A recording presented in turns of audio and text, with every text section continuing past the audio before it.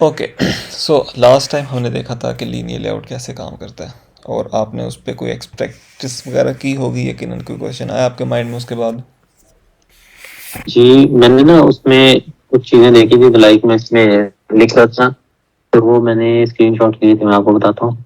उसमें था ये जो हार्ड कोड टेक्स्ट हम लोग हार्ड कोडेड टेक्स्ट इस तरह की ना वार्निंग्स आ रही थी। मैं इसको चेक कर यस, रहा था, फिर वो डेफिनेटली बता ये रहा था वाले। कि स्ट्रिंग रिसोर्स में कुछ यूज करना होता है, कुछ उस चीज की मुझे समझ नहीं आई। ओके। वो मैंने इसमें शेयर की है चैट में आपको, एंड्रॉइड बेसिक ट्रेनिंग वाले में।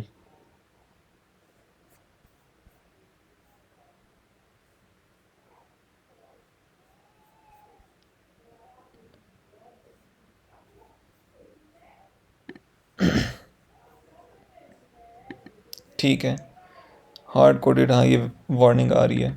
और दूसरी पिक्चर जो वो है, हाँ जी, बिल्कुल ये उसी को मैंने वार्निंग आ फिर रही ना है। वार्निंग पे जाके मैंने डबल क्लिक किया, तो उसने मुझे हार्ड कोडेड टेक्स्ट उसके आगे से डिफाइन कर दिया कि वजह क्या है। ये hard coded string item text you should use string resource hmm. और directly in layout for several reasons. तो पहले स्ट्रिंग ना ये यूज करनी है, उसने जो कहा शुड यूज।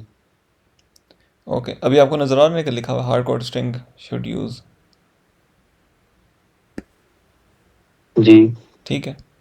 ओके। अम, ये ये बेसिकली इस इसकी वजह जो है ना, वो है कि आप अपनी एप्लीकेशन के अंदर से वो स्ट्रिंग्स जो कि आपने यूज़र को डिस्प्ले करवानी है, उनको सेपरेट रखें अपने कोड से।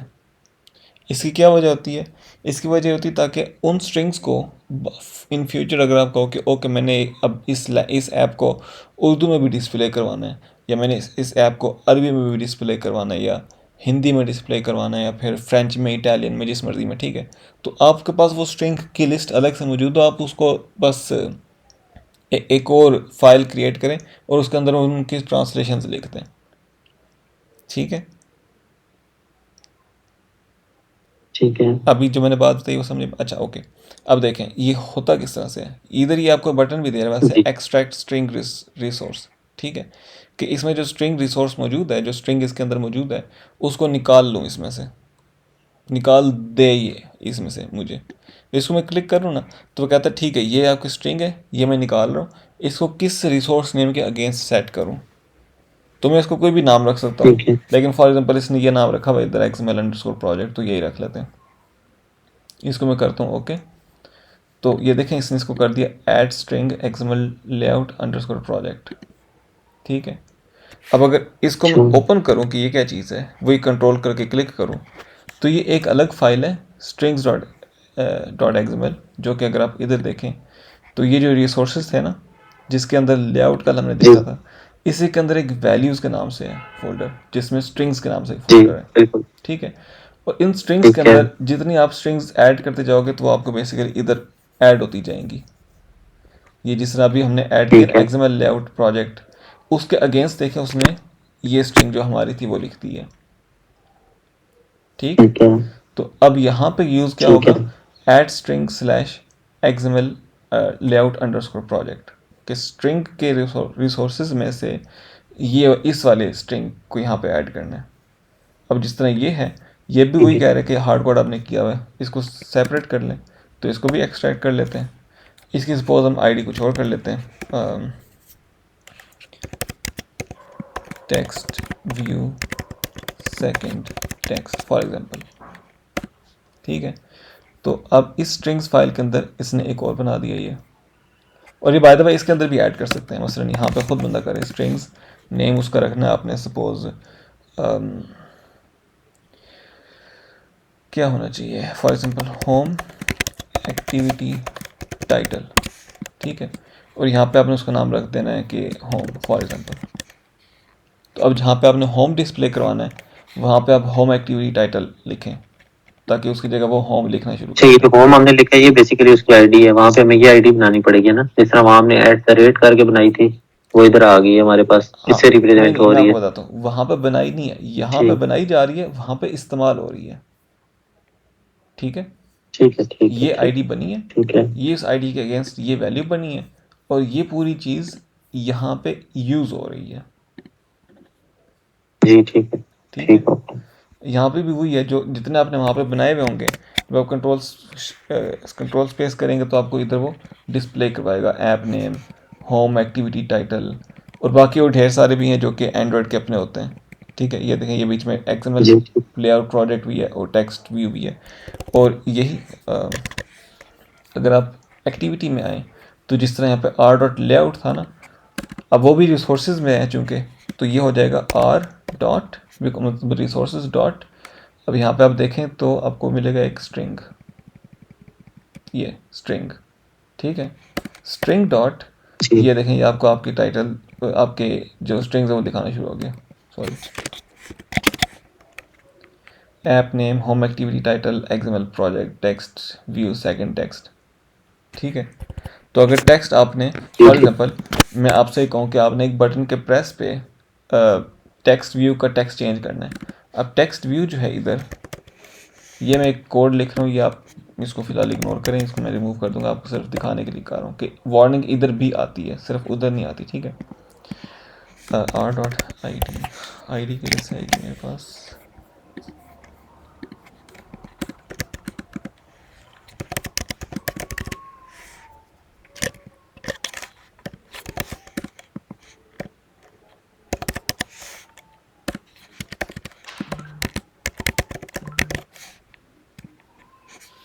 ठीक है, फॉर एग्जांपल ये, इसको क्या मसला है,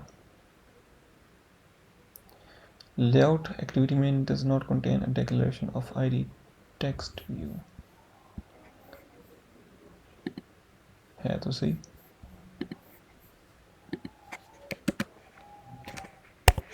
खैर इग्नोर करें इस चीज़ को। तो अब टेक्स्ट जो है, इसको अगर मैं डायरेक्टली स्ट्रिंग असाइन करूँगा तो इस पे भी ये एग्जैक्टली वही एरर दे रहा है। ठीक, कि string laterals inside text can not be translated, use Android resources instead. तो इधर भी उसी तरह से अगर मैं इसको एक्सट्रैक्ट करूँ तो ये मुझे एक्सट्रैक्ट की ऑप्शन दे रहा है, एक्सट्रैक्ट स्ट्रिंग रिसोर्स। ठीक है, अब ये कह रहे हैं कि okay get string R dot string dot Asadullah, यूँ करके असाइन करें। ठीक है, और अब मैं अपनी स्ट्रिंग्स फाइल में जाऊँगा तो उधर इसने असदुल्ला के नाम से एक बना दिया हुआ। जी बना दिए बिल्कुल। ठीक है, तो ये चीज़ एक्सएमएल ठीक में है। भी इसी तरह ऐड की जाए, और कोड में भी अगर ऐड करना है तो इस तरह से किया जाए। ये इसका मकसद ये होता है कि इन फ्यूचर जब अपने ऐप को ट्रांसलेट करना होगा तो फिर आप इजीली ट्रांसलेट कर सकोगे। ठीक है। ठीक है, तो इसकी ठीक। वजह ये है, लेकिन हम चूँकि इसको उतनी डिटेल में नहीं कर रहे, तो ट्रांसलेशन वाला जो सॉरी ट्रांसलेशन वाला जो कॉन्सेप्ट है वो भी थोड़ा सा एडवांस है, तो हम इसको वापस अपनी ओरिजिनल हालत में ले आते हैं। ठीक। उफ अल्लाह,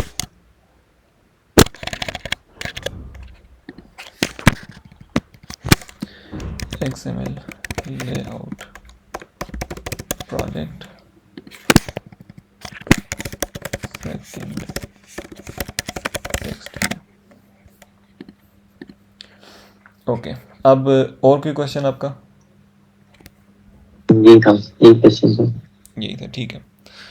ओके, आज हम बेसिकली स्टार्ट करेंगे, इसके अंदर एक कॉन्सेप्ट होता है मार्जिन का और पैडिंग का। ठीक है, ठीक है। मार्जिन, अब मैं आपको इसको कैसे एक्सप्लेन करूं, ये आपको व्यू नज़र आ रहा है ना इधर साइड पे, इसको जी मैं ज़रा जूम इन कर दूं। हाँ, ये व्यू, अब इस व्यू के अंदर और नीचे वाले व्यू के अंदर कोई फासला नहीं है। ठीक है, ये बिल्कुल एक दूसरे के जी साथ जुड़े हुए हैं, और इसी तरह ये व्यू और ये व्यू एक दूसरे के साथ जुड़े हुए हैं। अब अगर कोई कहे कि यार ये तो बिल्कुल एक दूसरे पे चिपके हुए हैं, इनके बीच में फासला रखना है, तो वो कैसे ऐड करना है, तो यहाँ पे कॉन्सेप्ट आता है मार्जिन वगैरह का। ठीक है, मार्जिन ठीक होता है। है कि जो आपका व्यू है उस व्यू से आउटसाइड में डिस्टेंस। ठीक है, यानी कि अगर मैं सपोज कहता हूँ कि जिस तरह अगर ये वाला व्यू है टेक्स्ट व्यू, मैं कहता हूँ कि मैंने इसमें नीचे वाली साइड पे मार्जिन देना ताकि ये डिस्टेंस बढ़ जाए, तो मैं लिखूंगा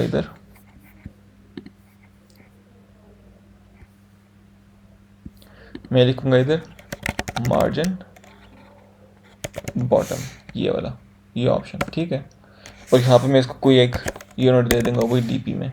तो अब देखें, इसने उस व्यू को इधर ख़त्म किया, बीच में एक फासला दिया और फिर अगला व्यू की बारी आई। ठीक है, ये फासला क्यों आ रहा है? क्योंकि मैंने यहाँ पर 10 dB दे दिया। अगर सपोज मैं इसको 20 कर दूँ तो ये फासला बढ़ जाएगा। ठीक, इसी तरह मार्जिन, इतने टाइप्स के लेआउट मार्जिन अगर आप दे देंगे, अब मैं इसको रिमूव कर रहा हूँ, ठीक है, आपको सारे दिखाता हूँ। लेआउट मार्जिन से मुराद है कि यहाँ इसके अगेंस्ट अगर आप कोई नंबर देंगे तो वो इसके चारों साइड पे अप्लाई करेगा, लेफ्ट पे भी, टॉप पे भी, राइट पे भी और बॉटम पे भी। ठीक है, जिस तरह फॉर एग्जांपल मैंने इसको किया 10 dB, तो देखिए इसने 10 डिस्टेंस इधर भी दिया है, इधर भी दिया है, इस साइड पे भी दिया है। ये अलग बात है कि हमें वो नज़र नहीं आ रहा, लेकिन वो यहाँ पे मौजूद है। और नीचे भी दे दिया उसने 10 का डिस्टेंस। ठीक है, अगर लेआउट मार्जिन डायरेक्टली यूज़ किया जाए। इसके अलावा फिर मार्जिन बॉटम है। मार्जिन बॉटम हमने थोड़ी देर पहले देख लिया क्या होता है। मार्जिन एंड, इस पर मैं आता हूँ बाद में। मार्जिन लेफ़्ट यानी कि लेफ़्ट साइड पे मार्जिन राइट साइड पे मार्जिन, टॉप से मुराद टॉप साइड पे मार्जिन। अब वर्टिकल और हॉरिजॉन्टल, ये आपको शायद नाम से आइडिया हो जाए कि इनसे क्या मुराद है, बता सकते हैं? अगर हम लोग हॉरिजॉन्टल मार्जिन देंगे तो हमारे पास हॉरिजॉन्टल अगला जो व्यू होगा उसके दरमियान में हमारे पास आ जाएगा मार्जिन। बेसिकली अगर आपने लेफ़्ट पे और राइट पे इक्वल मार्जिन देना है ना, ठीक है। अब जिस तरह मैं देता हूँ margin left 10 dB, margin right 10 dB, ठीक है। तो लेफ़्ट पे भी 10 दिया, राइट पे भी 10 दिया, ठीक है। तो इसको इसका शॉर्टकट है बेसिकली मार्जिन हॉरिजॉन्टल, कि हॉरिजॉन्टल मार्जिन दे दिया। ठीक है, आप मार्जिन हॉरिजॉन्टल लिखें तो आपको ये 2 लाइंस नहीं लिखनी पड़ेंगी। ठीक है, मार्जिन हॉरिजॉन्टल का मतलब कि लेफ्ट पे भी 10 दो, राइट पे भी 10 दो। ठीक है, ओके। इसी तरह मार्जिन वर्टिकल का मतलब होगा कि यहाँ पे अगर कोई नंबर दिया जाए तो टॉप पे भी उतना ही दो, बॉटम पे भी उतना ही दो। ठीक है, लेकिन अब ऑफ कोर्स अगर आपको टॉप पे और बॉटम पे रखना है, लेकिन डिफरेंट नंबर रखना है, जैसे सपोज टॉप मार्जिन टॉप पे मैंने सपोज 10 देना था और मार्जिन बॉटम मैंने 20 देना था, तो ये चीज़ मैं यूजिंग वर्टिकल अचीव नहीं कर सकता। ठीक है, वर्टिकल और हॉरिजॉन्टल सिर्फ तब यूज़ होते हैं जब आपने इक्वल डिस्टेंस देना हो, लेफ्ट पे भी, राइट पे भी, या फिर टॉप पे भी और बॉटम पे भी। ओके, अब आते हैं एक और कॉन्सेप्ट पे जो कि था मार्जिन स्टार्ट और मार्जिन एंड। ठीक है, ये थोड़ा सा समझने वाला कॉन्सेप्ट है इजी, इसमें कोई ट्रिक वाली चीज़ नहीं है। अब सपोज मैं इसको कहता हूँ कि मार्जिन तुम दो स्टार्ट से, बल्कि इस मार्जिन स्टार्ट से नहीं करता, इसको समझाने के लिए मैं यूज़ करता हूँ मार्जिन लेफ्ट 10 dB। अब सपोज मैं इसको कहता हूँ कि तुमने मार्जिन लेफ्ट पर देना है 10 dB। ठीक है, इसको मैं थोड़ा सा जूम आउट करूँ। अब देखें, इसने इस व्यू से, उसको मैं थोड़ा सा नीचे फासला भी दे दूँ ताकि थोड़ा सा बेहतर नज़र आए। ठीक है, ओके। अब देखें, ये वाला जो व्यू है इसमें लेफ़्ट साइड पे 10 dB का डिस्टेंस आ गया। ठीक है, अब अगर फॉर एग्जांपल मेरी ऐप यूज़ हो रही है किसी ऐसे कंट्री में जिस कंट्री में लोग वो लैंग्वेज यूज़ करते हैं जो कि लेफ़्ट टू राइट इंग्लिश की तरह नहीं लिखी जाती, बल्कि राइट टू लेफ़्ट लिखी जाती है, जिस तरह उर्दू होगी, अरबिक होगी, फ़ारसी होगी, हिब्रू हो गई। ठीक है, तो उन फ़ॉन्ट्स पे क्या होगा, उसको रेप्लिकेट करने के लिए भी यहाँ पे हमें एंड्रॉइड स्टूडियो वो देता है प्रीव्यू। मैं इसको कहता हूँ कि प्रीव्यू मुझे कराओ राइट टू लेफ़्ट। तो ये मुझे इस तरह से दिखा रहा है कि अगर सपोज़ ये ऐप किसी ऐसे कंट्री में यूज़ हो रही होती जहाँ पर लैंग्वेजेस राइट टू लेफ़्ट होती हैं, ठीक है, तो आपका व्यू इस तरह से बन जाएगा। अब डिफरेंस आपको नज़र आया? एक में सारे व्यूज़ इस साइड पे आ रहे हैं, दूसरे में सारे व्यूज़ उठ के इधर चले गए क्योंकि इन्होंने इधर से स्टार्ट होना, अब लेफ़्ट राइट से लेफ़्ट की तरफ, ठीक है। लेकिन अब ये फिर जाके चिपक गया उधर, ठीक है। मैंने तो मार्जिन लेफ़्ट जी दिया था कि स्क्रीन सा ना चिपके। तो बिल्कुल। अब ऐसा नहीं है कि मार्जिन लेफ़्ट नहीं मौजूद, मार्जिन लेफ़्ट मौजूद है, लेकिन वो लेफ़्ट पे मौजूद रह गया, ठीक है। ये लेफ़्ट साइड है जी ना इसकी, वो इसके यहाँ पे मार्जिन मौजूद है, लेकिन वो यहाँ पर यूज़ नहीं हो सकता क्योंकि आपके जो लेआउट है वो उस तरफ चला गया। तो इस चीज़ को केटर करने के लिए इन्होंने दिया था कि आप लेफ़्ट की बजाय मार्जिन स्टार्ट यूज़ कर लें अगर आपने ऐसी सिचुएशन के साथ डील करना है, ठीक है। तो मार्जिन स्टार्ट करेंगे तो अब देखें इसने इस तरफ डिस्टेंस दे दिया क्योंकि अब ये स्टार्ट देख रहे हैं कि जी स्टार्ट किधर से हो रहा है। अगर राइट टू लेफ़्ट वाली लैंग्वेज है तो स्टार्ट आपका राइट साइड पे है, लेफ़्ट टू राइट वाली लैंग्वेज है तो स्टार्ट आपका लेफ़्ट साइड पे है। तो जब इस राइट टू लेफ़्ट वाली जगह पर आपकी ऐप रन होगी तो वो राइट साइड पर डिस्टेंस दे देगा, और अगर लेफ़्ट टू राइट वाली जगह पे आपकी ऐप यूज़ होगी तो वो लेफ़्ट साइड पर डिस्टेंस दे देगा, ठीक ठीक है। ये बात समझ में आई? बेसिकली जी स्टार्ट ठीक है। ये होता है, और आपको अब ऑटोमेटिकली होपफुली के मार्जिन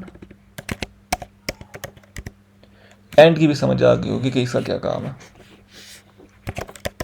बिल्कुल। Okay good. क्या काम है मुझे बताएं। जो हमारे पास अब हम लोगों ने दिया अपना स्टार्ट पे, लाइक अब हमारे पास जो स्टार्ट पे देने का ये हो जाता है मतलब कि हमारे पास स्टार्ट पे जो लेफ्ट साइड पे जो है जो हमारा एक्टिविटी का, उधर से हमारे पास डिस्टेंस आ गया था 10 dB का, और हम लोगों ने उसको शिफ्ट करवा दिया था राइट पे, राइट मोड बिल्कुल।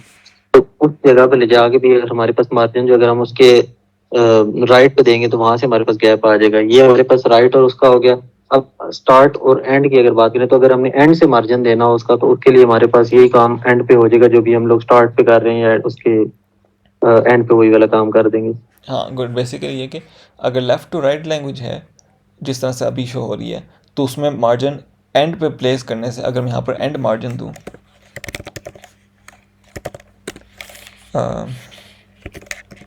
20 dB, और मैं यहाँ पे एक और काम भी करता हूँ ताकि हमें थोड़ा सा आसानी से विजुअली नज़र भी आए कि हम ठीक काम कर रहे हैं।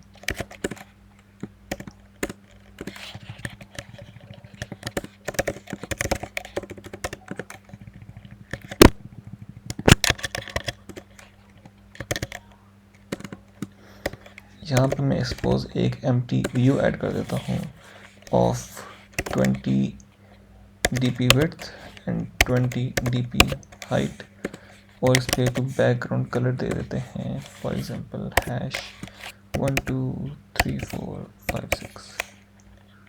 ओके, तो ये इसने एक एम्प्टी व्यू क्रिएट कर दिया था, ठीक है। अब देखें जो आपने बात की है ना वो ठीक है कि अब सपोज हमने मार्जिन एंड यूज़ किया तो इसे क्या करेगा कि 20 मार्जिन इसके इस साइड पे अप्लाई कर देगा राइट साइड पे अगर लेफ़्ट टू राइट लैंग्वेज है, और अगर हम इसको उठा के उस तरह कर दें तो ये आपके लेफ़्ट पे मार्जिन अप्लाई कर देगा, ठीक है। जी वही चीज़ जो कि स्टार्ट के केस में उल्टी थी एंड के केस में डिफरेंट तरह से हो जाती है, लेकिन कॉन्सेप्ट जी वही है कि बिल्कुल। लेफ़्ट टू राइट के केस में वो अपने आप को खुद एडजस्ट कर लेगा। अगर आप राइट यूज़ कर लें तो फिर वो लेफ़्ट टू राइट के केस में भी राइट यूज़ करेगा और राइट टू लेफ़्ट के केस में भी राइट यूज़ करेगा। तो उस केस में आपके व्यूज़ हो सकता है वहाँ उसकी ज़रूरत पड़ सकती है, कोई एक स्पेसिफिक सिनेरी हो जहाँ पे आपको पता है कि चाहे जौन सी मर्जी लैंग्वेज है मैंने लेफ़्ट पे ही देना है, तो फिर आप लेफ़्ट यूज़ कर लें। लेकिन अमूमन ये होता है कि आपको ऐसे यूज़ करना पड़ता है जहाँ पे आप चाहते हो कि आपका व्यू, आपका यूज़र इंटरफेस जो है वो लैंग्वेज के मुताबिक रिफ्लेक्ट हो, ठीक है। वो अगर लेफ़्ट टू राइट था तो राइट टू लेफ़्ट हो जाए वगैरह वगैरह, ठीक है। तो फिर वो उसके लिए बेसिकली मार्जिन लेफ़्ट और मार्जिन एंड और मार्जिन स्टार्ट वगैरह यूज़ होते हैं। ओके ठीक हो गया। अब ठीक है। हम आते हैं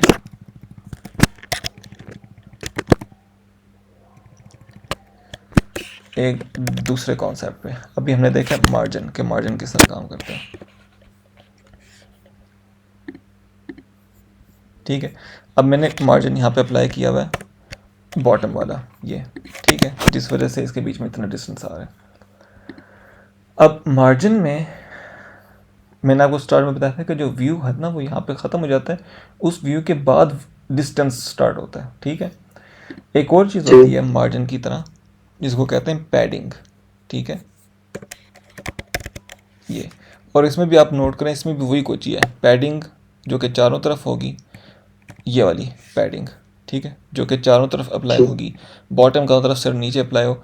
एंड इसमें एंड का वही मतलब है जो अभी हमने देखा, हॉरिजॉन्टल, वही मतलब है कि दोनों लेफ़्ट और राइट दोनों पे अप्लाई किया जाए।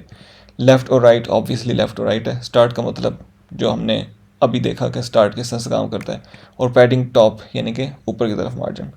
लेकिन इसमें और मार्जिन बॉटम में डिफरेंस क्या है, सॉरी पैडिंग में और मार्जिन में डिफरेंस क्या है। पैडिंग ये करता है कि व्यू के अंदर से डिस्टेंस इंक्रीज करता है, ठीक है। अभी जिस तरह यहाँ पे आप देखें कि लाइन ये है ना, ये आपका व्यू यहाँ से इधर तक चल रहा है और यहाँ से नीचे डिस्टेंस आ रहा है मार्जिन की वजह से। अगर सपोज मैं करूँ पैडिंग बॉटम 20 dp, तो ये देखें इसने यहाँ पर डिस्टेंस इंक्रीज किया 20 dp का, जी बिल्कुल। ठीक। जी।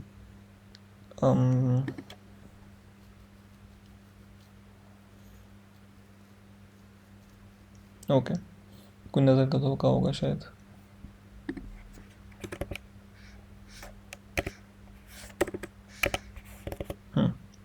खैर, तो पैडिंग जो है वो अंदर की तरफ डिस्टेंस होता है।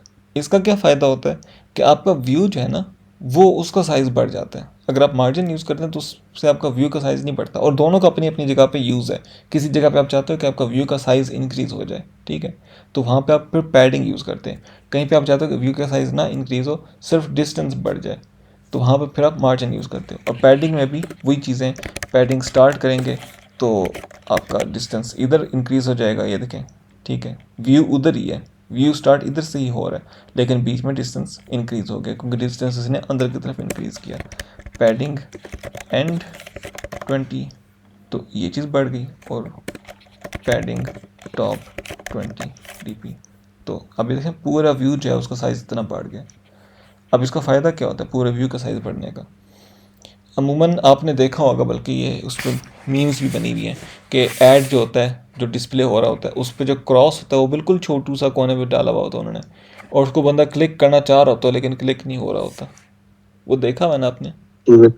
बिल्कुल ऐसा ही है, होता है तो, अक्सर। तो वो क्यों होता है, क्योंकि उन्होंने व्यू तो क्रिएट कर दिया अपना, ठीक है, लेकिन उन्होंने पैडिंग नहीं दी बीच में, तो बिल्कुल छोटू सा एक्स जिस तरह ये है।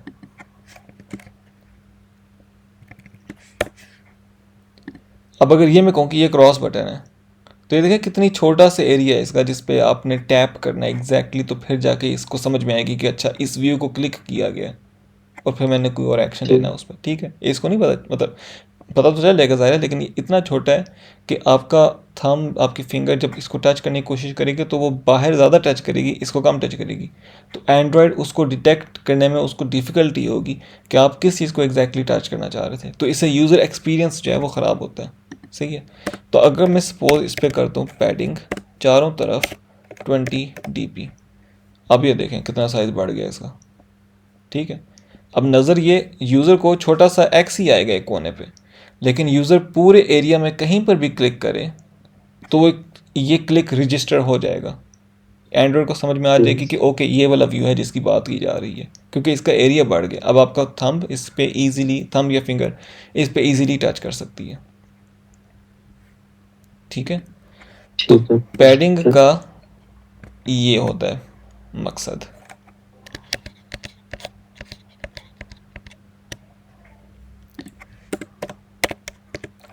पैडिंग देते हैं सपोज डीपी चारों तरफ से, इस भी पैडिंग देते हैं।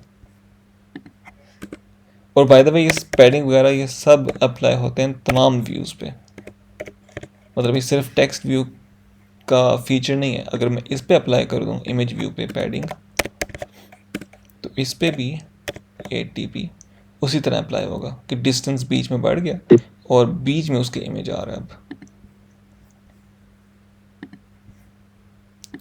और मार्जिन, अब एक और चीज़ भी है, जिस तरह है ना कि ये हम कोई कहे कि हमने इससे फासला इसका इंक्रीज़ करना है, अब ये दोनों चिपके हैं, तो इसको अचीव करने के दो तरीके, एक तो है कि आप इस पे मार्जिन बॉटम दो या फिर आप इस पे मार्जिन टॉप दो, दोनों का एक ही मतलब है।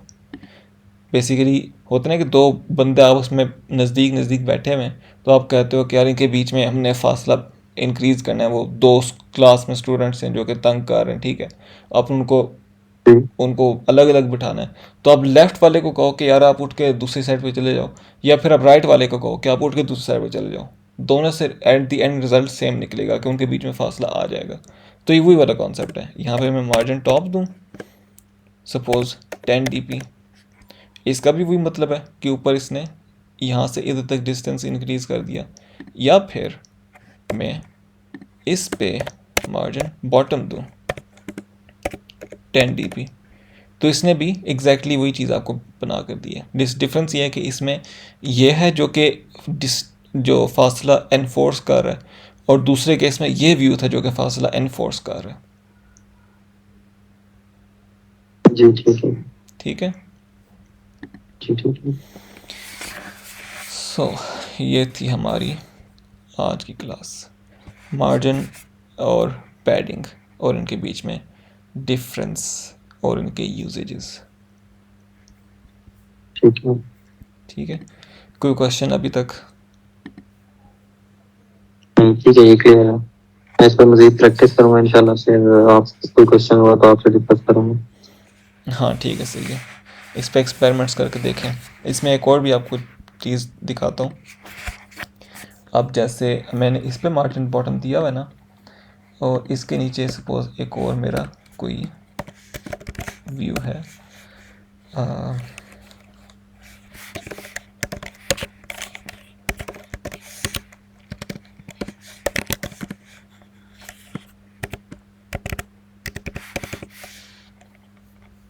सही, मेरे इसमें कोई और व्यू है जिस पे मैंने बी पैडिंग दी हुई है, सपोज 8 dp, जिस तरह पहलों को दी थी। ओके, हाँ, इस पे डीपी अप्लाई नहीं होता, इस पे पैडिंग अप्लाई नहीं होती, क्योंकि ये एम्प्टी व्यू है, इसको नहीं पता पैडिंग क्या होता है। एम्प्टी व्यू वैसे हमारा कहीं पे भी यूज नहीं होता, सिर्फ ये टेस्टिंग के लिए इसलिए यूज करते हैं। नहीं, एम्प्टी व्यू यूज़ हो सकता है। मसलन आपने इस व्यू और इस व्यू के बीच में एक लाइन ड्रॉ करनी है, ठीक है, अच्छा, तो मैं क्या सही। करूँगा, मैं यहाँ पे करूँगा एक व्यू, एम्प्टी व्यू, जिसका विड्थ होगी मैच पेरेंट, इसकी हाइट होगी सपोज 1 dp, और इस पे मैं ये देखें उसने ड्रॉ कर दिखा दिया कि यहाँ पे आपका व्यू बना के आएगा, और मैं इस पे बैकग्राउंड कलर दे देता हूँ ब्लैक, तो ये देखें इनके बीच में डिवाइडर बन गया। इसको कलर सपोज दे देते हैं अच्छा, रेड, ठीक है।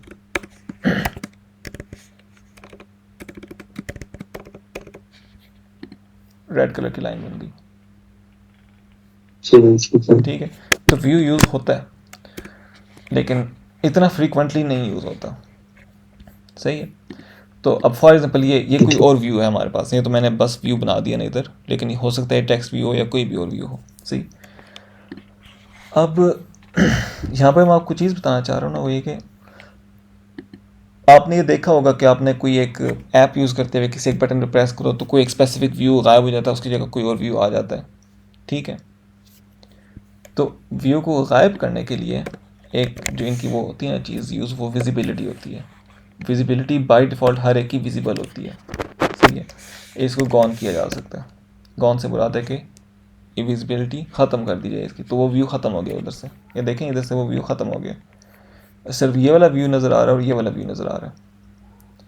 अब जो चीज़ मैंने आपको इसमें दिखानी थी वो ये कि चूंकि मैंने मार्जिन दिया हुआ था इसको, इसने मार्जिन बॉटम में इन्फोर्स किया हुआ था, तो एक सेकेंड, सॉरी,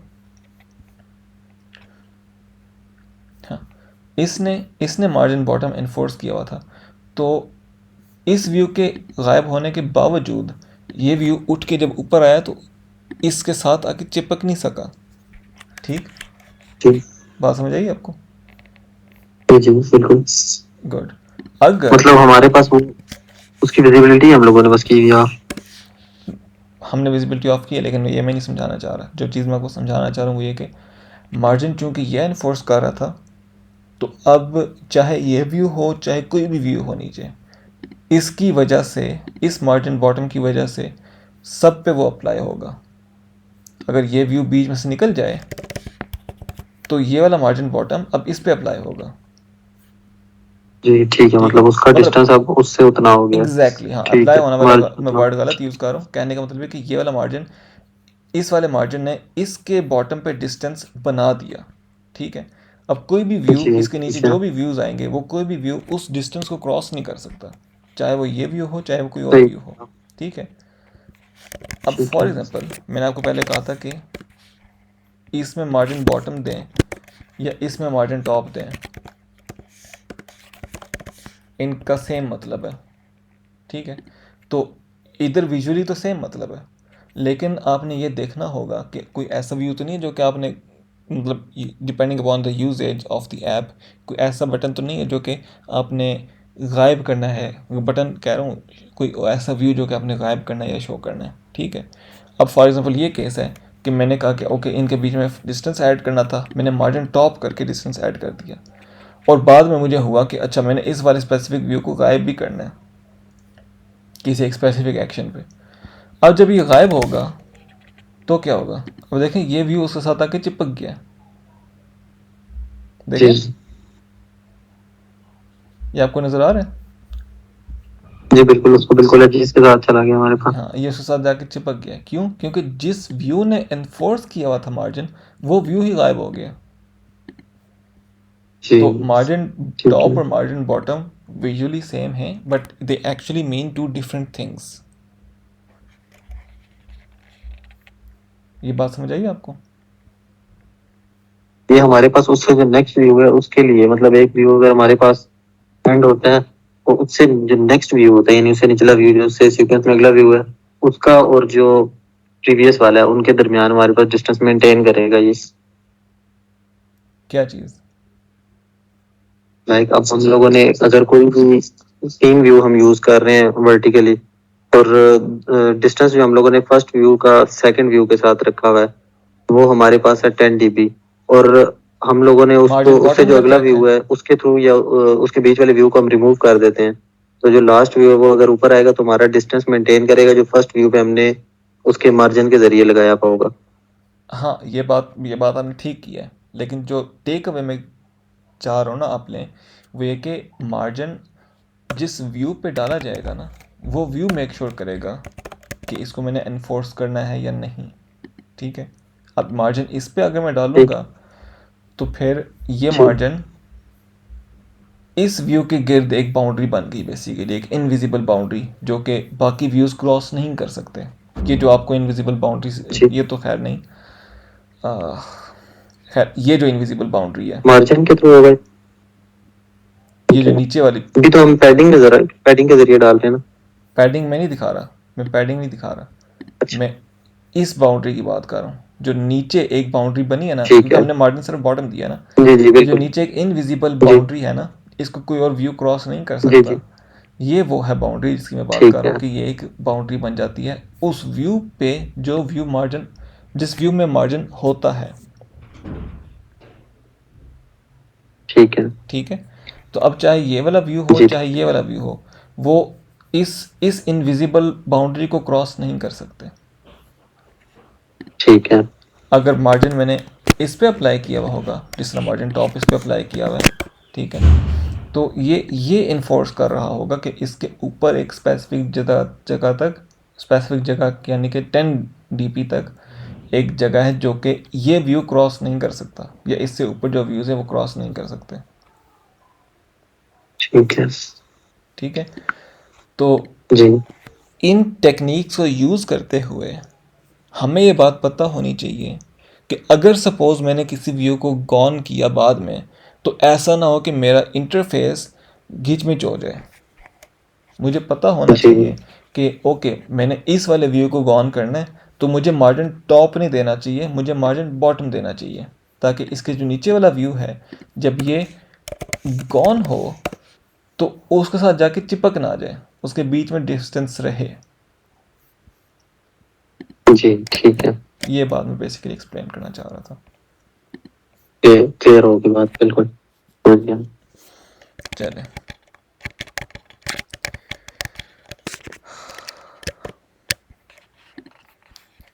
ठीक है, फिर आप इसके साथ कुछ एक्सपेरिमेंट्स करके देखें और फिर जो आपके कोई क्वेश्चन वगैरह बन के ठीक, आएंगे वो फिर आप मुझसे पूछ लीजिएगा, तो मैं फिर आपको उनके होपफुली आंसर दे दूंगा सबके। जी ठीक है, मैं इसकी प्रैक्टिस करता हूँ और फिर इंशाल्लाह डिस्कस करते हैं नेक्स्ट क्लास में। ठीक है, ठीक है, ओके, ठीक, गुड बाय, अल्लाह हाफिज़। अल्लाह हाफिज़, अल्लाह हाफिज़।